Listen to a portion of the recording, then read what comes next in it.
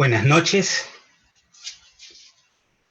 Estamos de nuevo reunidos aquí para nuestra clase donde estamos aprendiendo acerca de el carácter de Dios y la profecía bíblica.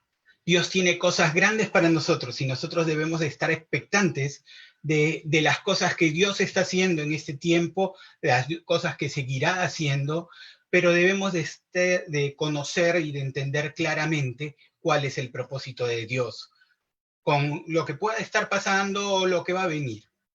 Vamos a ver el propósito de Dios, el carácter de Dios, cómo Dios actúa, y en función a eso vamos a interpretar las profecías bíblicas. Les doy la bienvenida esta noche a todos los que ya nos están viendo a través de Facebook, de YouTube, ¿no? Les doy la bienvenida. Quiero pedirles que estén expectantes hoy día, porque Dios tiene maravillas para nosotros cada día cuando nosotros estamos expectantes. La palabra de Dios dice, es pues la fe, la certeza de lo que se espera, la convicción de lo que no se ve. A veces nosotros no recibimos de Dios bendiciones o nueva revelación, simple y llanamente porque hemos perdido la expectativa. Pero cuando nosotros entendemos que Dios tiene cosas nuevas cada día, que todos los días son nuevas sus misericordias y grande su fidelidad, que Dios es un Dios asombroso, entonces dejamos la puerta abierta para que nuestro Dios todopoderoso nos asombre. La palabra de Dios dice que Él es poderoso para hacer todas las cosas mucho más abundantemente de lo que nosotros podemos pedir o siquiera imaginar. Entonces, hoy día te animo a que abras tu corazón, le permitas a Él, al Espíritu Santo, hablar directamente a ti, a tu corazón, ponerle expectativa de lo que Dios tiene para ti, porque Dios tiene un plan maravilloso para nosotros.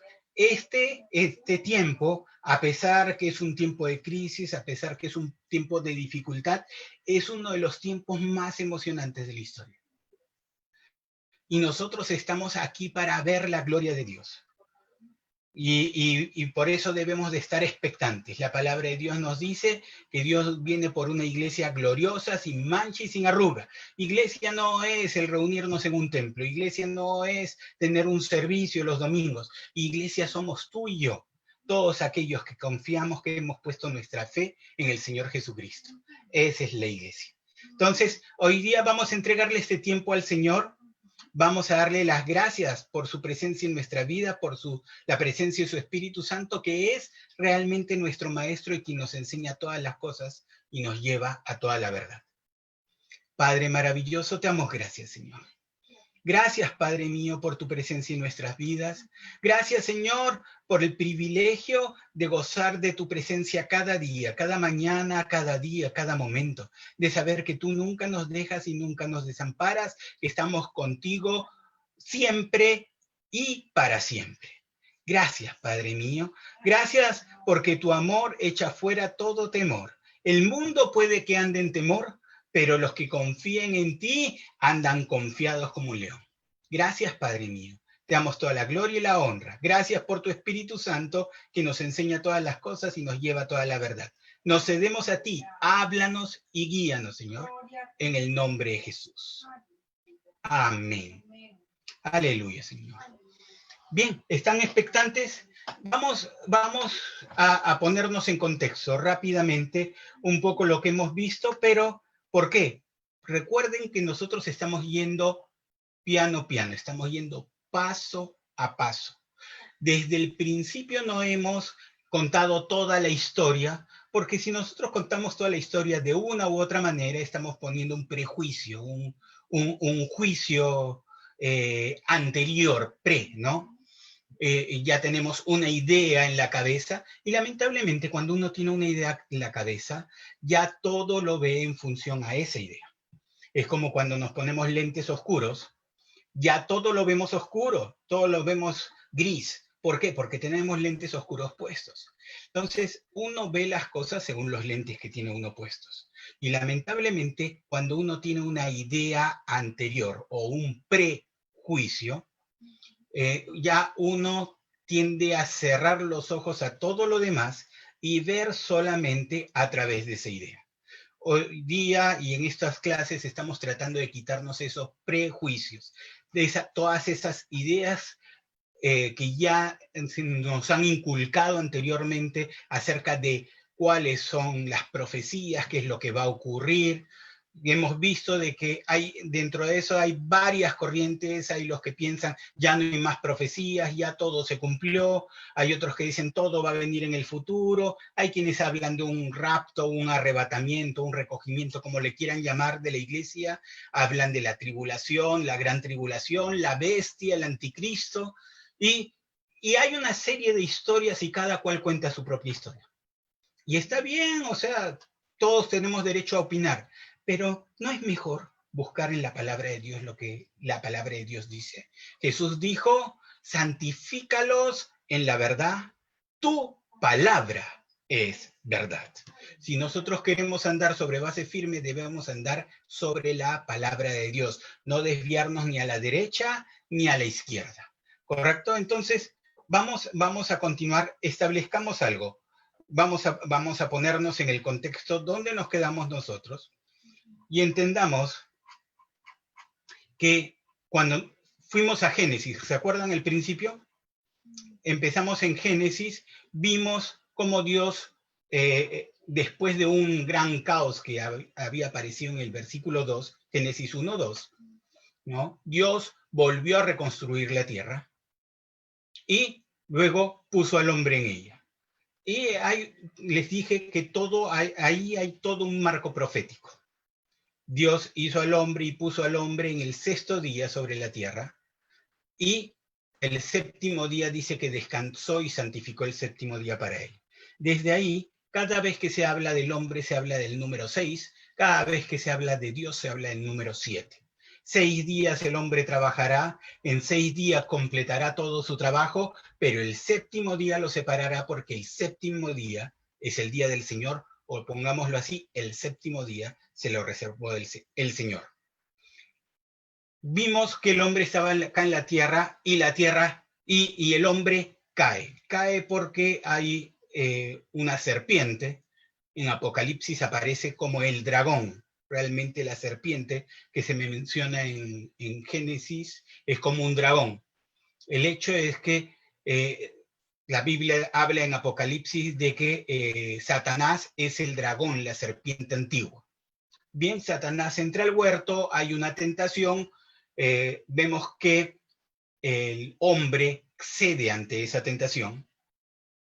Y la palabra de Dios nos dice en Romanos nos dice, en Romanos el capítulo 6, el versículo 16, perdón un momento que estoy acá jugando con nueva forma de trabajar aquí. En Romanos, el capítulo 6, el versículo 16, se nos dice, un momento,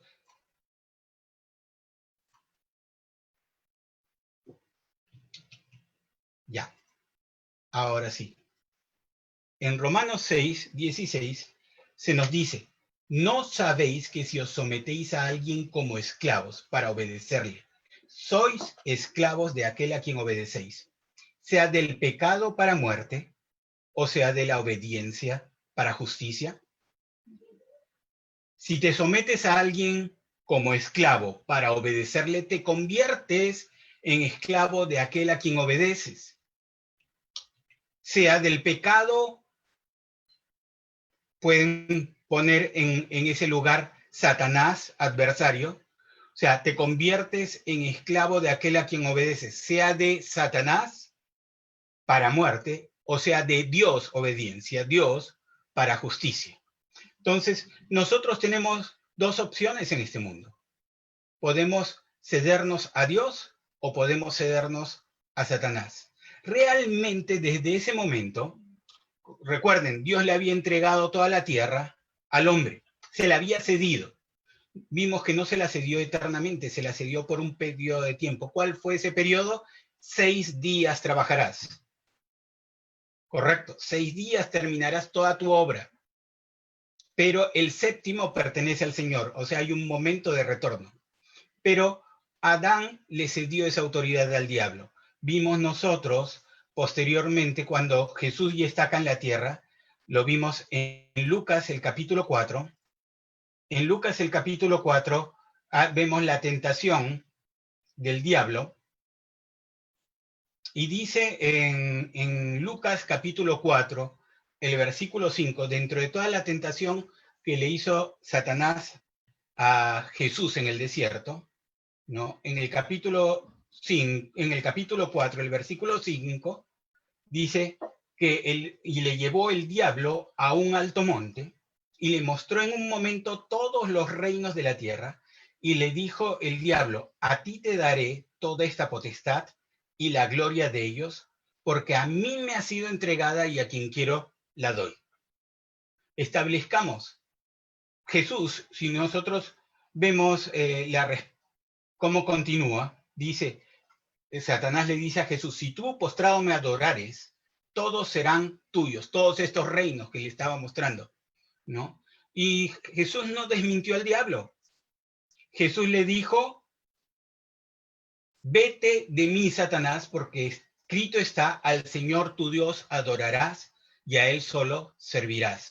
Uno podría decir, Jesús pudo haber citado, ¿no?, la palabra donde dice: del Señor es la tierra y su plenitud. Me estás mintiendo, Satanás. Pero Satanás dijo algo claro, ¿no? Él dijo: a mí me ha sido entregada. ¿Quién se lo entregó? Adán. ¿Cómo se lo entregó?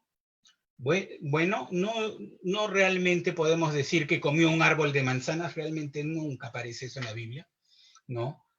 Dice, habla del árbol del conocimiento del bien y del mal. Adán decidió someterse, obedecer a Satanás, y hubo una entrega de reino.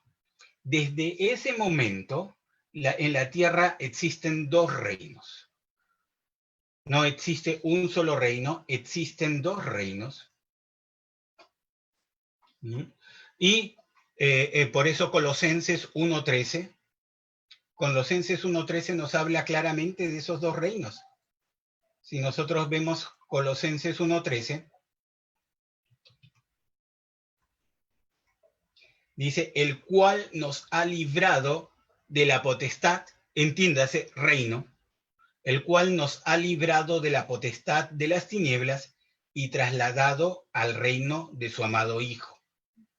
En este mundo existen dos reinos: el reino de las tinieblas y el reino de su amado Hijo, el reino de Dios.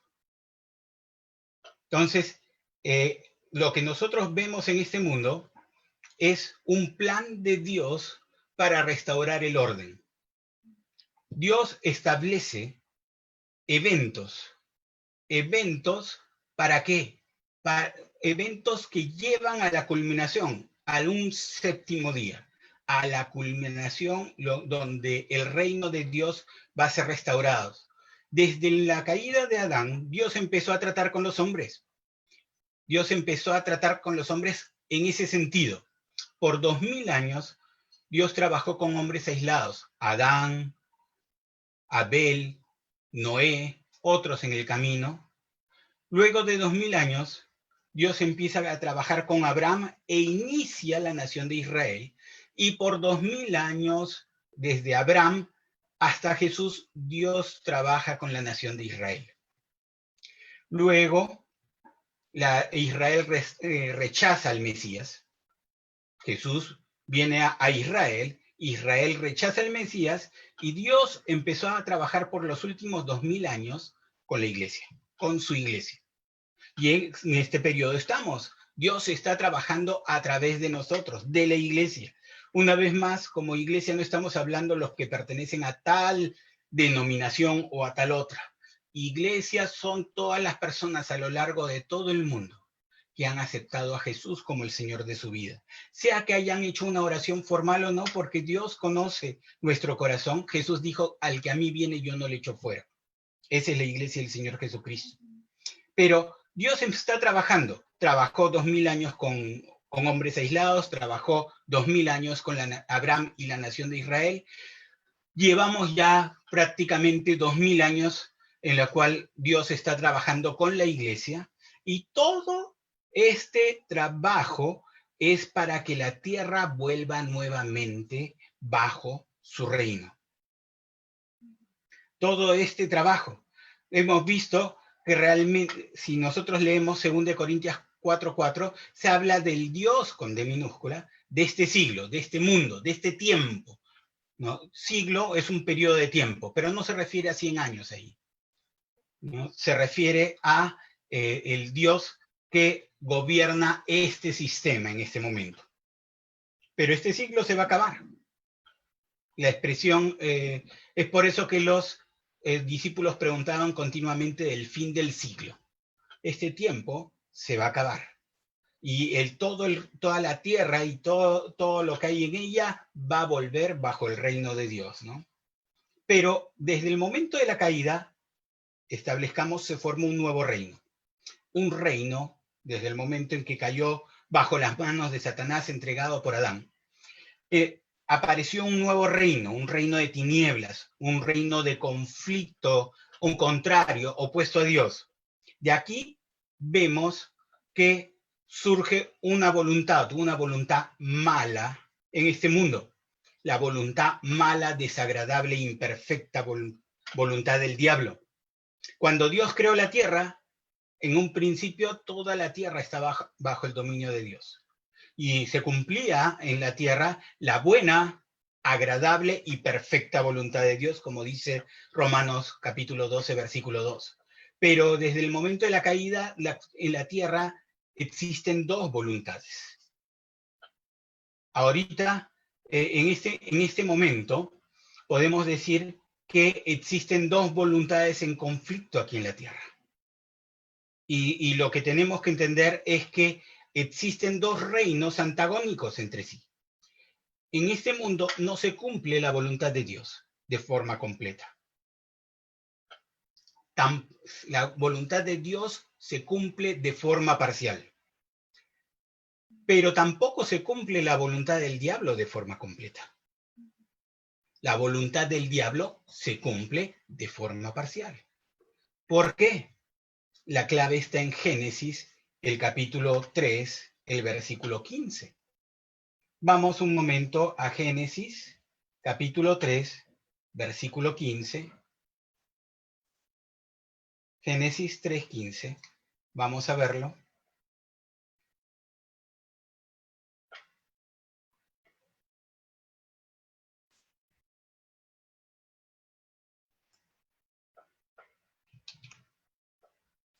Dice, pondré enemistad entre tú y la mujer. Esta es la primera profecía mesiánica. Acababa de caer el hombre y de pronto Dios le habla a la serpiente. Recuerden, ¿quién era la serpiente? Satanás, la serpiente antigua. Y Dios le habla a la serpiente y le dice, pondré enemistad entre tú y la mujer, y entre tu simiente y la simiente de ella.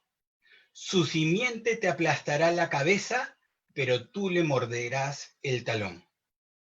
Y en este momento, en este mundo, nosotros lo que vemos son dos simientes. Existen dos simientes en este mundo. Hay la simiente de Dios y la simiente del diablo. Hay los hijos de Dios y los hijos de las tinieblas. Y en medio de los dos están todos los que están indecisos en el camino, que todavía les falta tomar una decisión. Hay algunas personas que son directamente consagradas a Satanás. Y hay los hijos de Dios, la iglesia, que son conscientemente consagrados a Dios. Y en el camino están los que deben de ser salvados.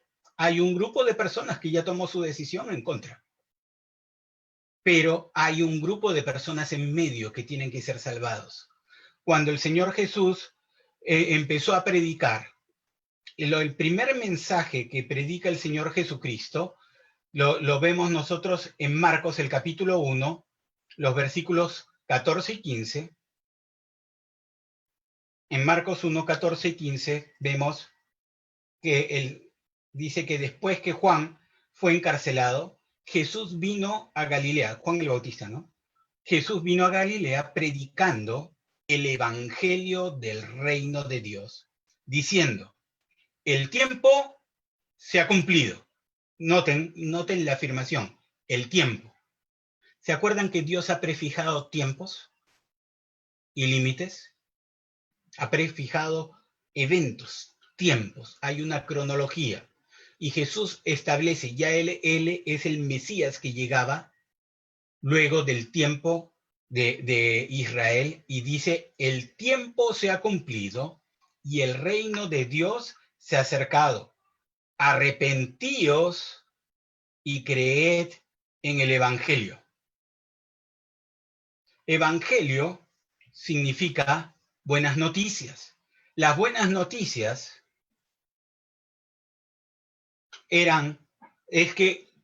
las buenas noticias son que un día la tierra va a estar nuevamente bajo el dominio de Dios. Esas son las buenas noticias. Hay un día, las buenas noticias significa que hay un día en que la tierra va a estar nuevamente bajo el dominio de Dios. Y ese es el propósito de todo lo que nosotros vemos en la palabra de Dios. Si vamos a Efesios, miren lo que nos dice Efesios, el capítulo 1, versículos del 8 al 10. Efesios, capítulo 1, versículos del 8 al 10. Dice que hizo sobreabundar para con nosotros en toda sabiduría e inteligencia. Está hablando de nosotros. ¿Se acuerdan que este es el pasaje donde dice, bendito sea el Dios y Padre de nuestro Señor Jesucristo, que nos bendijo con toda bendición espiritual? Bueno, continuando este pasaje, dice, hablando de nosotros, dice que Dios nos hizo sobreabundar para con nosotros en toda sabiduría e inteligencia, dándonos a conocer el misterio de su voluntad. ¿Cuál era el misterio de su voluntad? Según su beneplácito, o sea, su deseo, el cual se había propuesto en sí mismo de reunir todas las cosas. Recuerden, todo se había perdido, todo se había desparramado, la voluntad de Dios, el reino de Dios ya no estaba en control de toda la tierra, pero dice, de reunir todas las cosas en Cristo en la dispensación o en el tiempo, ¿no? Del cumplimiento de los tiempos, así las que están en los cielos como las que están en la tierra. Si ustedes se acuerdan, miren, el propósito está claro. Dios quiere reunir todas las cosas en Cristo. Ese es el reino de Dios. El reino de Dios ya ha venido, está llegando acá a la tierra. Ha llegado con el Evangelio, está llegando con la iglesia. Originalmente, cuando Dios estableció Israel, Israel debió de ser un pueblo de predicadores.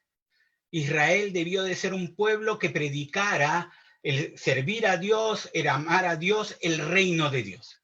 Pero Israel rechazó a Dios y rechazó finalmente al Mesías. Hoy en día Dios está trabajando a través de ti y de mí, de la iglesia. Está trabajando a través de nosotros para establecer el reino de Dios.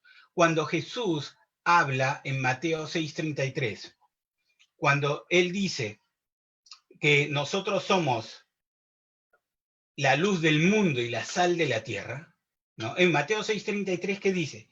Mas buscad primeramente el reino de Dios y su justicia, y todas esas cosas os serán añadidas.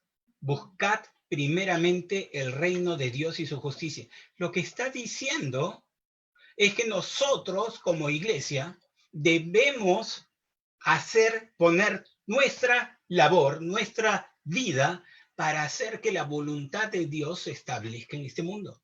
Somos los encargados de predicar la buena noticia para que la gente pueda creer y venir al Evangelio. Como dice Colosenses 1:13, ¿no? Que Dios nos ha librado de la potestad de las tinieblas. Somos nosotros los que debemos predicar el Evangelio para que la gente del mundo sea librada de la potestad de las tinieblas. ¿Correcto? Entonces, ¿cuál es el plan? Toda la tierra debe volver a la voluntad de Dios. La voluntad de Dios se debe establecer aquí en la tierra. En este sentido, y volviendo a la profecía de Génesis 3:15, volviendo a esta profecía, en Génesis 3:15, se nos dice, y pondré enemistad entre ti y la mujer, y entre tu simiente y la simiente suya. Esta te herirá en la cabeza y tú le herirás en el calcañar. Les hago una pregunta. ¿A quiénes iba dirigida esta palabra? Génesis está escrito, es parte de la Torá. Son los 5 primeros libros de la Biblia. Génesis, Éxodo, Levítico, Números y Deuteronomio. Estos libros eran parte primordial de la ley. Eran la ley de Dios para Israel. Estaban dirigidos a Israel. Cuando un israelita leía Génesis 3:15, entendía claramente, cuando se refiere a la mujer, entendía claramente que se refería a Israel y que ellos eran la simiente de la mujer. Había un cumplimiento profético más allá.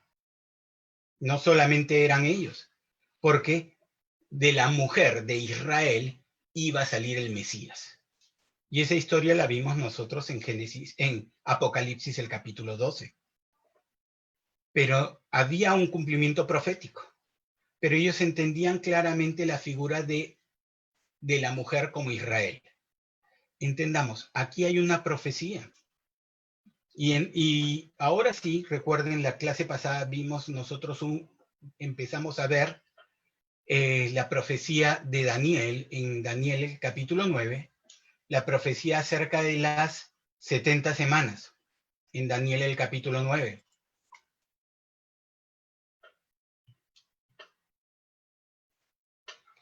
Vimos en Daniel el capítulo 9, en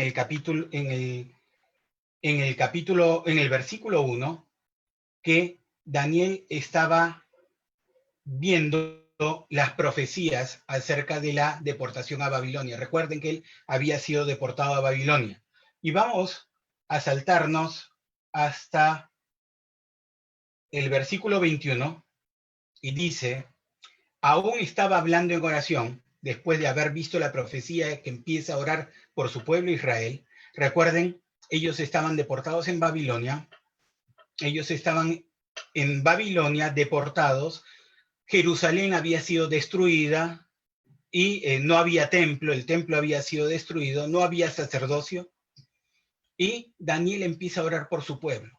¿Por quién está orando? Por el pueblo de Israel y por la ciudad santa que era Jerusalén. Y entonces, en medio de esa oración por su pueblo, es que vemos que él recibe una revelación. Dice, aún estaba hablando en oración cuando el varón Gabriel, a quien había visto en visión al principio, volando con presteza, vino a mí como a la hora del sacrificio de la tarde. Y me hizo entender y habló conmigo diciendo, Daniel, ahora he salido para darte sabiduría y entendimiento. Al principio de tus ruegos fue dada la orden y yo he venido para enseñártela, porque tú eres muy amado. Entiende pues la orden y entiende la visión. Y empieza a explicar la visión. 70 semanas están determinadas sobre tu pueblo. Vimos, ¿se acuerdan que para los israelitas el concepto de semanas estaba claro? Para ellos, hablar de semanas podían entenderlo como semanas de años. O sea, una semana eran 7 años. Entonces, continuamos con la profecía. Dice, 70 semanas están determinadas sobre tu pueblo y sobre tu santa ciudad. ¿A quién estaba dirigida la profecía? Estaba dirigida a Israel.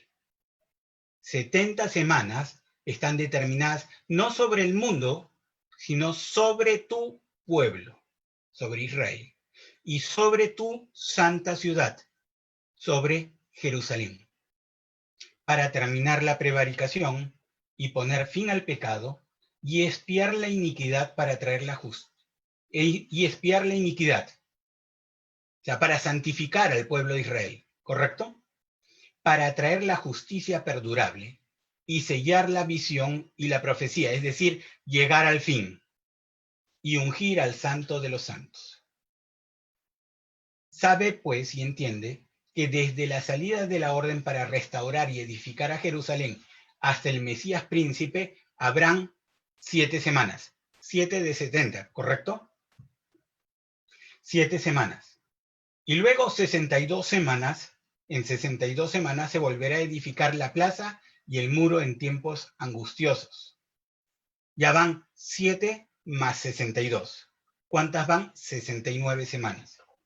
Y después de las 62 semanas, o sea, después de que han transcurrido esas 69 semanas, dice, se quitará la vida al Mesías. Estamos hablando ya del tiempo de la venida de Jesús y cuando él, Jesús, es entregado y muerto en la cruz. Se quitará la vida al Mesías, mas no por sí, o sea, no para él, era por sacrificio para todos nosotros, mas no por sí, y el pueblo de un príncipe que ha de venir destruirá la ciudad y el santuario. Está hablando del pueblo romano. Y su fin será con inundación y hasta el fin de la guerra durarán las devastaciones. Esta profecía se cumplió el año 70 después de Cristo. Jesucristo fue entregado, muerto, más o menos el año 30, 30 de nuestra era, 30 después de Cristo, más o menos en ese año, ¿no? Y dice de que y esta profecía habla ya de la destrucción de Jerusalén que ocurrió más o menos 40 años después, ¿no? Dice un príncipe que ha de venir, estamos hablando del Imperio Romano, destruirá la ciudad y el santuario y su fin será con inundación y hasta el fin de la guerra durarán las devastaciones. Hasta ahí está claro, 69 semanas. Pero ahora viene, ¿qué ocurrió después de esas 69 semanas? El templo fue destruido, la ciudad de Jerusalén fue destruida, ya no hay más templo, en ese momento se acabó el sacrificio. Realmente ese evento marcó el fin del judaísmo, tal como se conoce, tal como se conocía en ese entonces. Ya no había templo, ya no había sacrificio, ya no había sacerdote. Se acabó el fin del judaísmo. Los judíos seguían existiendo, la nación de Israel seguía existiendo, fue dispersada, pero seguía existiendo, pero el culto, el judaísmo se acabó, ya no hay más templo. Pero volvamos un momento y miren que la profecía continúa. Y hay un detalle cuando la profecía continúa.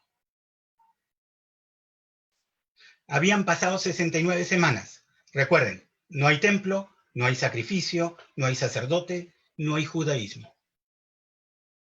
Pero en el versículo 27 dice, y por otra semana, recuerden que la profecía era de 70 semanas, y por otra semana confirmará el pacto con muchos.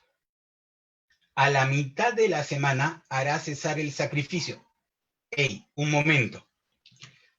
¿No se supone que ya no hay templo? ¿No se supone que ya no hay sacrificio? ¿Cómo que va a hacer cesar el sacrificio si no hay templo? Aquí está hablando de algo que va a ocurrir posterior a este evento. O sea, hay un lapso de tiempo. Hay el momento en que se destruye el templo, pero de pronto la siguiente semana, porque recuerden que corta las semanas, 7 semanas, 62 semanas, y ahora hay una semana más. Pero tiene que haber entre ambas semanas un lapso de tiempo, porque la semana 69, ¿cómo termina? Sin templo. Ya no hay templo, no hay sacrificio. Pero sin embargo, en esta semana 70 sí hay sacrificio y por tanto sí hay templo. ¿Correcto? Entonces, ese templo del cual está hablando aquí tiene que ser reconstruido para que empiece la semana 70. ¿Por qué? Porque dice de que va a... Miren lo que dice. Dice, y por otra semana confirmará el pacto con muchos. A la mitad de la semana hará cesar el sacrificio. ¿Cuál es la mitad de la semana? 3 años y medio. ¿Correcto? A los 3 años y medio hará cesar el sacrificio. Significa que esos 3 años y medio, de eso, media semana, han tenido sacrificio y por tanto hay templo. Está hablando de un templo que tiene que ser reconstruido.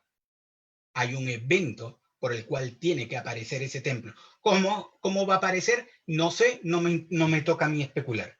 Pero entendamos, tiene que estar el templo ahí para que haya sacrificio. Tiene que haber sacerdocio. Se tiene que restaurar el judaísmo para que haya sacrificio, ¿no? Dice, después, o sea, pasados esos 3 años y medio, va a cesar el sacrificio y después, con la muchedumbre de las abominaciones, o sea, con todo lo que pueda ser sacrílego para los judíos, vendrá el desolador hasta que venga la consumación y lo que está determinado se derrame sobre el desolador.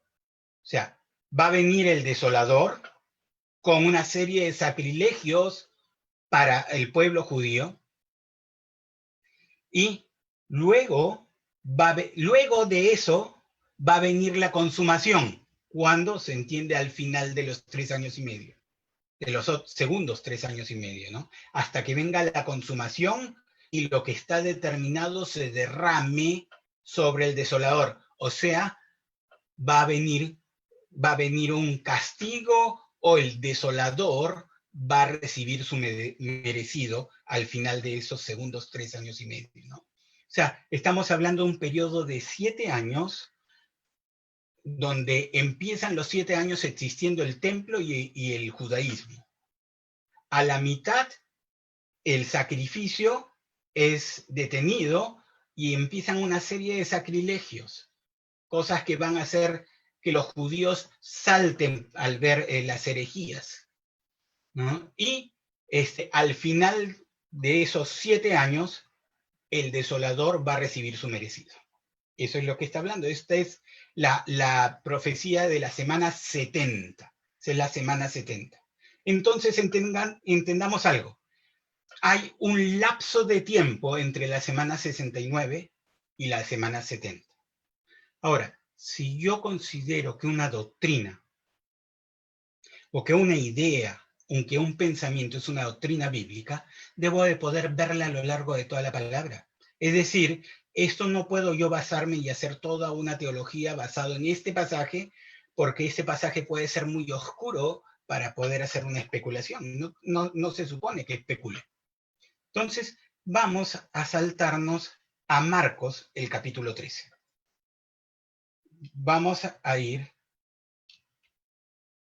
Acompáñenme a Marcos, el capítulo 13.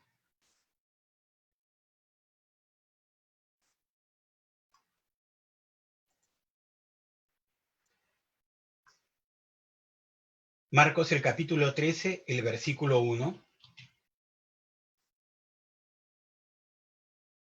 Dice, saliendo Jesús del templo, le dijo uno de sus discípulos, Maestro, mira qué piedras y qué edificios. Jesús respondiendo le dijo, ¿ves estos grandes edificios? No quedará piedra sobre piedra que no sea derribada. Miren, Jesús está haciendo una profecía. Está haciendo una profecía acerca de algo que va a pasar con el templo. El templo en ese momento era lo más majestuoso. Me parece curioso, ¿no? Recuerden que Jesús era judío y Jesús está saliendo del templo y los discípulos le empiezan a mostrar el templo como si él fuera un turista. Todo judío, y Jesús era judío, conocía el templo de toda la vida. Pero los discípulos empiezan a mostrar la majestuosidad del templo. Le dicen, mira este templo, mira cuán grande, cuán majestuoso es. Y Jesús le da una profecía, le dice, ven todo este templo, no va a quedar piedra sobre piedra. Todo va a ser destruido. Realmente eso debió de ser algo muy fuerte para ellos, ¿no? Entonces continuamos con lo que nos dice. Jesús le dijo, no quedará piedra sobre piedra que no sea derribada. Y se sentó Jesús en el monte de los olivos frente al templo.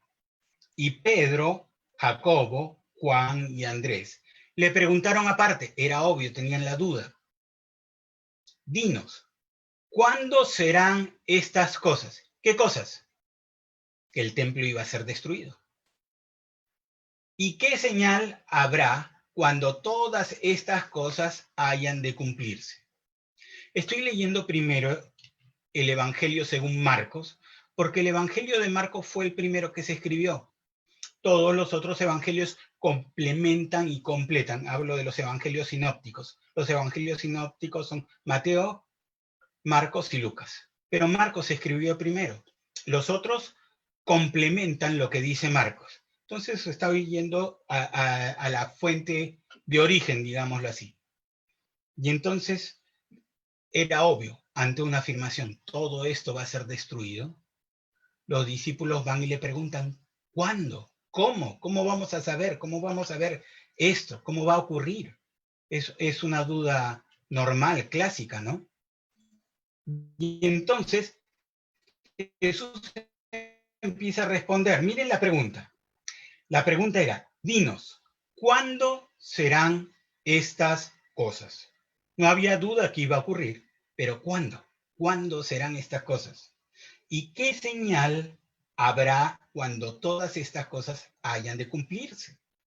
Jesús, respondiéndoles, comenzó a decir, mirad que nadie os engañe, porque vendrán muchos en mi nombre, diciendo, yo soy el Cristo, y engañarán a muchos. Ahora, vamos a ver aquí un detalle, ¿no? Dice, habrán muchos.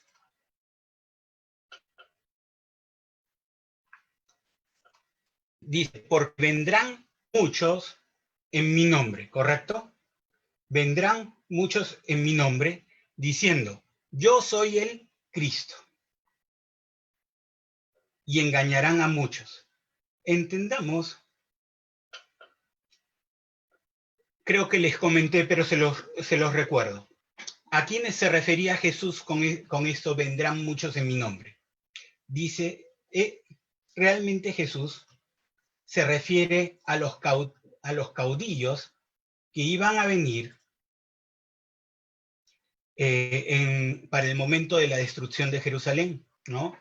Estos muchos que iban a venir en su nombre son los caudillos que dirigieron la insurrección contra Roma, que provocó la caída y la destrucción de Jerusalén en el año 70 después de Cristo. Recuerden, los judíos creían que el Mesías iba a ser un rey. ¿Se acuerdan cuando Jesús entra a Jerusalén poco antes de que sea entregado? Cuando entra montado en un pollino y le ponen palmas en el camino y dicen, salve al rey de los judíos. Porque los judíos pensaban que el Mesías iba a ser un rey que se iba a levantar y los iba a liberar políticamente. Entonces, un ejemplo de lo anterior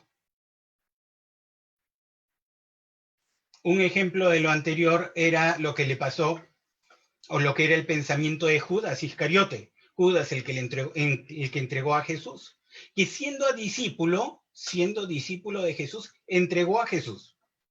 Ahora, siempre satanizamos a Judas y entendamos que sí, él fue guiado por Satanás. ¿No? La palabra de Dios dice que Satanás mismo entró en él. Pero Satanás pudo entrar en él porque Judas ya tenía un pensamiento. Él no creía que Jesús iba a morir. Y un ejemplo de que no creía era que cuando murió se suicidó. Lo que Judas creía es que al verse obligado por haber sido entregado, se iba a rebelar como líder político e iba a liberar a Israel del yugo romano. Y esta idea se mantuvo en la mente de los creyentes. Los creyentes judíos tenían esta idea. Incluso los creyentes que estaban con Jesús siempre mantuvieron esa idea. Si nosotros vamos a Hechos, el capítulo 1, el versículo 6, en Hechos 1:6, los discípulos, luego de que Jesús les había hablado de que se quedaran en Jerusalén porque Juan iban a ser bautizados con el Espíritu Santo, como Juan bautizaba con agua, ¿no? Entonces en el Hechos 1:6 dice, los que se habían reunido le preguntaron diciendo, Señor, ¿restaurarás el reino a Israel en ese tiempo? Miren la pregunta que estaba en los discípulos. ¿Restaurarás el reino a Israel en ese tiempo? Y Jesús les dijo, no les toca a ustedes saber los tiempos de las sazones que el Padre ha puesto en su propia voluntad, en su propia potestad, ¿no? Pero estaba la idea en los judíos. ¿Qué pasaba? En el tiempo de la insurrección se levantaron caudillos y esos caudillos eran interpretados como el Cristo. Por eso Jesús les dice, ¿no? Miren que nadie os engañe, porque vendrán muchos en mi nombre, o sea, haciéndose pasar por el Cristo, diciendo, yo soy el Cristo, yo soy el que los voy a liberar del yugo de los romanos, yo soy el que voy a traer libertad y yo voy a ser el que levante a Israel y restaure el reino de Israel. Iban a haber muchos Cristos e iban a engañar a muchos. Seguimos leyendo.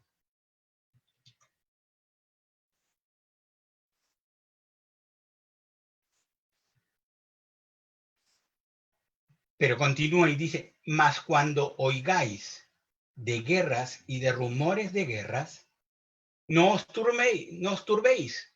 Miren, está hablando de lo que iba a pasar después de estos cristos, después de estos falsos cristos, de estos caudillos. Mas cuando oigáis de guerras y de rumores de guerras, no os turbéis, porque es necesario que suceda así. Pero aquí viene una palabra clave. Pero aún no es el fin. Esa es una palabra clave. Aún no es el fin. Y debemos entender eso. ¿Por qué?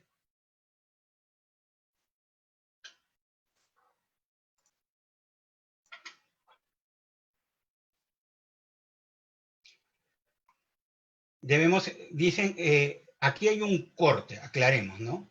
Dice, aún no es el fin.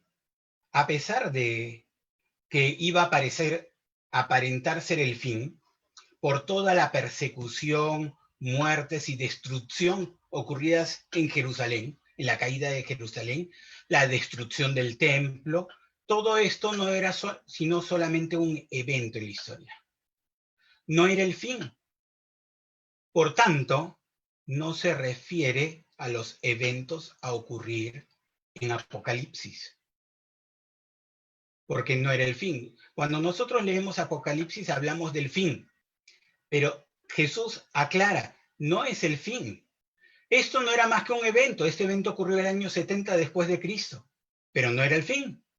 Después de este versículo, ¿no? Después de este versículo, se empieza a hablar de eventos futuros, posteriores a ese fin de Jerusalén, posteriores. Y siempre, recuerden, siempre tomando como referencia a los judíos, porque a ellos es a quienes se les está hablando este pasaje. Recuerden cómo empezamos. Empezamos hablando de Jerusalén. Estamos empezando a hablar de los judíos. Este pasaje está dirigido a los judíos. Y entonces, después de este versículo, se empieza a hablar de eventos futuros, siempre tomando como referencia a los judíos, no a los gentiles, no a la iglesia. ¿Correcto? Porque a ellos se les habla en este pasaje. Continuamos, dice,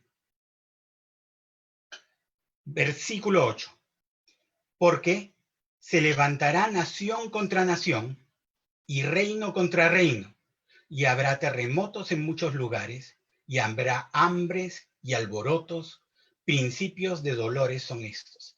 Principios de dolores. Otra palabra clave, otra frase clave.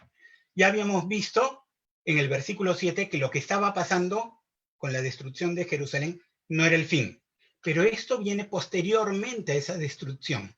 Y dice, se levantará nación contra nación y reino contra reino. Nosotros hemos visto a lo largo de la historia que ya hemos tenido 2 guerras mundiales, ¿no? Y siempre conflictos, aparte de tantas guerras que ha habido en el pasado, ¿no? Ha habido levantamientos de naciones contra naciones, ¿no? Pero aquí está hablando de algo muy fuerte. Siempre hemos tenido terremotos, pero está hablando de algo excepcionalmente fuerte. Dice, porque se levantará nación contra nación, muchas naciones, y reino contra reino, y habrá terremotos en muchos lugares, y habrá hambres y alborotos, pero dice, principios de dolores son estos. Principios de dolores. Este ya es un segundo periodo, es una segunda profecía. Y continúa el versículo 9. Recuerden, ¿a quién le está hablando? Le está hablando a los judíos, ¿no? En el versículo 9 se nos dice, pero mirad por vosotros mismos, porque os entregarán a los concilios, y en las sinagogas os azotarán, y delante de los gobernadores y de reyes os llevarán por causa de mí, para testimonio de ellos. Recalco y dejo acá el versículo en la pantalla. ¿Por qué? Porque dicen, miren por vosotros mismos, porque os entregarán a los concilios y en las sinagogas os azotarán. No está hablando a gentiles, está hablando a judíos, pues han de ser entregados y castigados en las sinagogas. No se refiere a la iglesia gentil, no se refiere a los gentiles, no se refiere a la iglesia que sale de los gentiles, a la iglesia de Dios, ¿correcto? Y delante, en las sinagogas os azotarán, y delante de los gobernadores y de reyes os llevarán por causa de mí, para testimonio de ellos. Y es necesario que el evangelio sea predicado antes a todas las naciones, literalmente a todas las razas, porque ustedes saben, el evangelio puede ser predicado a todos los países, pero eso no significa que haya alcanzado a todas las razas. Nosotros estamos en Perú y acá en Perú hay muchas razas, muchas tribus aisladas de la sociedad, ¿no?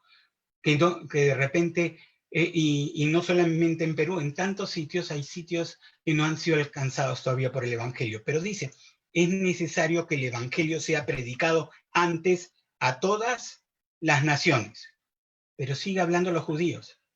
Pero cuando os trajeren para entregaros, no os preocupéis por lo que habéis de decir, ni lo que penséis, ni lo penséis, sino lo que os fuere dado en aquella hora, eso hablad, porque no sois vosotros los que habláis, sino el Espíritu Santo.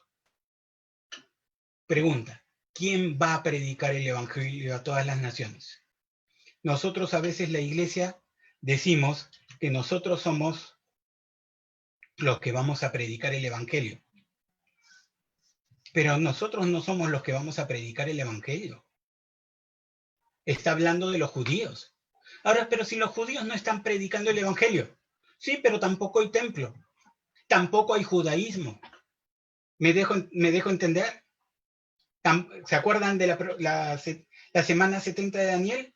Iba a haber judaísmo, iba a haber templo, iba a haber sacrificio. No hay templo, no hay judaísmo, no hay sacrificio.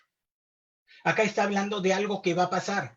Hoy día no vemos a los judíos predicando por todo el mundo. Pero va a haber un momento en que los judíos van a tomar la posta. Está hablando a judíos. No somos nosotros, la iglesia, los que vamos a predicar a todas las naciones.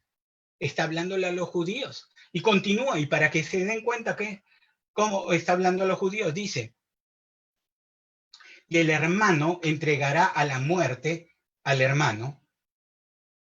No sé si estamos viendo, les muestro la pantalla. Perdón. Recuerden que estoy jugando con juguete nuevo. Me van a disculpar, estoy acomodando aquí. Él dice, y el hermano entregará a la muerte al hermano, y el padre al hijo, y se levantarán los hijos contra los padres, y los matarán. Y seréis aborrecidos de todos por causa de mi nombre. Mas el que persevere hasta el fin, éste será salvo. Ahora, una vez más, ¿a quién está hablando esto? No lo habla la iglesia. Está hablando a los judíos. Recuerden, yo estoy poniendo el fundamento, estoy poniendo la base para entender todo el resto de las profecías. De aquí, en las próximas clases vamos a ver cómo lo pone Lucas y cómo lo pone Mateo. Y vamos a ver claramente que todas estas profecías se refieren a los judíos. Pero vamos a terminar con Marcos. Dice, y continúa, ¿no? El que persevere hasta el fin, este será salvo. Está hablando a los judíos. Pero cuando veáis la abominación desoladora de que habló el profeta Daniel, puesta donde no debe estar. ¿Saben dónde no debe estar? En el templo. El que lee, entienda. ¿Por qué dice el que lee, entienda?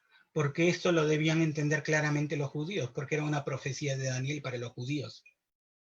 Entonces, los que estén en Judea, huyan a los montes. El que esté en la azotea, no descienda a la casa ni entre para tomar algo de su casa. Y el que esté en el campo no vuelva atrás a tomar su capa. Mas hay de las que estén encintas y las que críen en aquellos días. Orad, pues, que vuestra huida no sea en invierno, porque aquellos días serán de tribulación, cual nunca ha habido desde el principio de la creación que Dios creó, hasta este tiempo, ni la habrá. Aquí queda claro que no es la caída de Jerusalén, ¿verdad? Porque la caída de Jerusalén fue desastrosa. La caída de Jerusalén fue algo muy fuerte. Fue como inundación, muchas muertes, muchas persecuciones, ¿no? Muchos ajusticiados, ¿no? La destrucción total de la ciudad, fue incendiada la ciudad, el templo fue destruido, totalmente quemado, ¿no? No quedó piedra sobre piedra. Sí, eso fue algo terrible, pero no ha sido la tribulación más grande. Después de eso, vamos a ir un poquito más allá. ¿Qué? ¿Hiroshima y Nagasaki no fueron peor? ¿La bomba atómica? ¿La Primera Guerra, la Segunda Guerra Mundial? ¿No hemos pasado por cosas peores? ¿El mundo no ha pasado por cosas peores que simplemente la destrucción focalizada de una ciudad? Realmente que sí, pero Jesús está hablando y está diciendo que no va a haber tribulación.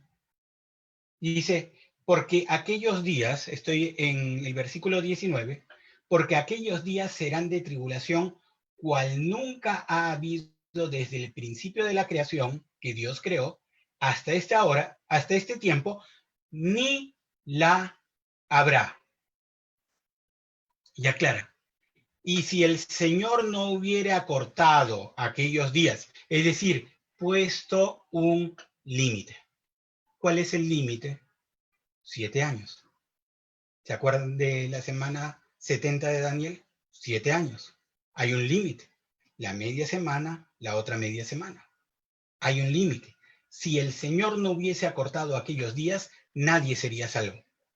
Mas por causa de los escogidos que Él escogió, acortó aquellos días. Entonces, una vez más, lo pasado se repite. Si alguno os dijere, mirad, aquí está el Cristo, o mirad, allí está, no lo creáis, porque se levantarán falsos cristos y falsos profetas, y harán señales y prodigios. Esto no se vio en la destrucción de Jerusalén. Para engañar, si fuere posible, aún a los escogidos. Mas vosotros mirad, yo os lo he dicho todo antes.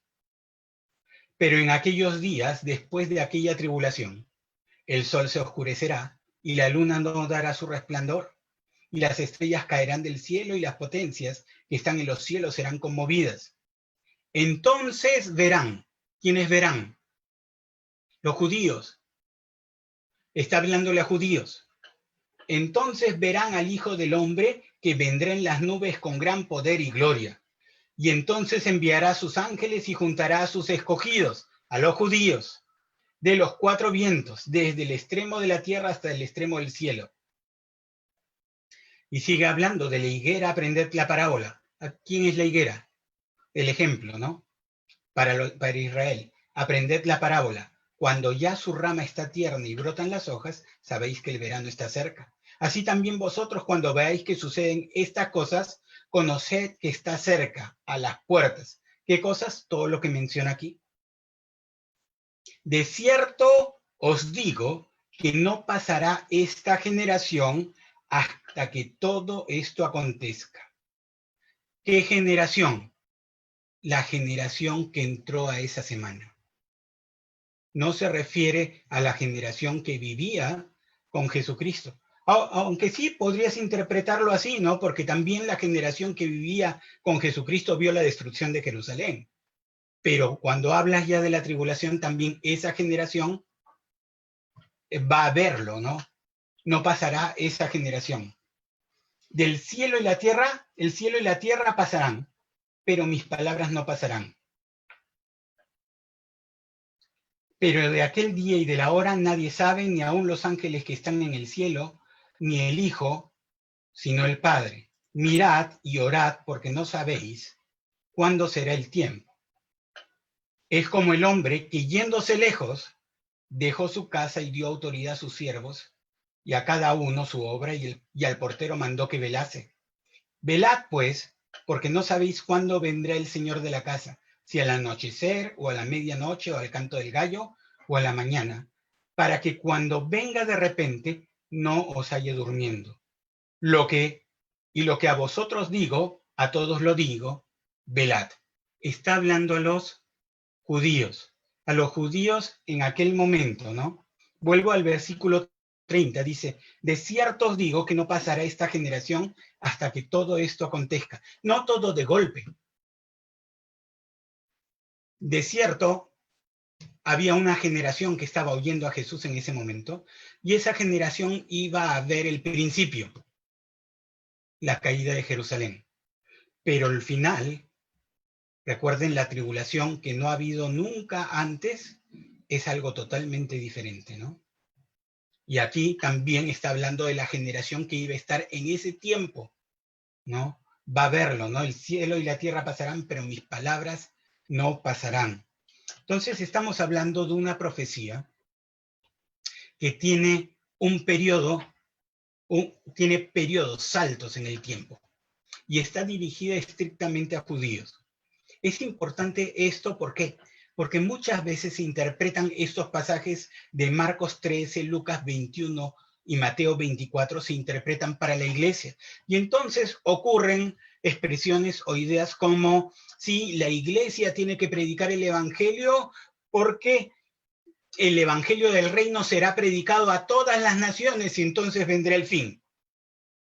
Sí, pero no se dan cuenta de que esa palabra no está dada para la iglesia. La iglesia no va a tener, vamos a decir así, el privilegio de predicar a todas las naciones. Quienes lo van a hacer son quienes no lo hicieron en su momento, el pueblo de Israel. Va a haber un tiempo en que en el pueblo de Israel obviamente se van a levantar israelitas creyentes en Jesús. No gentiles que se han vuelto al cristianismo, sino israelitas, creyentes en Jesús, se van a levantar y van a predicar el evangelio. Eso lo vamos a ver cuando lleguemos a Apocalipsis. Pero la próxima semana vamos a ver esto mismo, pero en Lucas y en Mateo para tener una mayor profundidad. Nos vemos entonces, continuamos con esto la próxima semana. Tengan una semana maravillosa, lean Lucas 21 y Mateo 24, porque son una base. Probablemente no voy a leer, como en este momento he hecho, todo el capítulo, sino voy a hacer saltos, porque entendiendo que ustedes ya lo han leído, para poder seguir avanzando y poder recalcar lo importante. Entonces, tengan una semana maravillosa, no se pierdan nuestra próxima clase, porque de ahí vamos a ver qué pasa en el interín entre la semana 69 y la semana 70. Hay algo muy emocionante que pasa en medio y tenemos que estar expectantes de ello.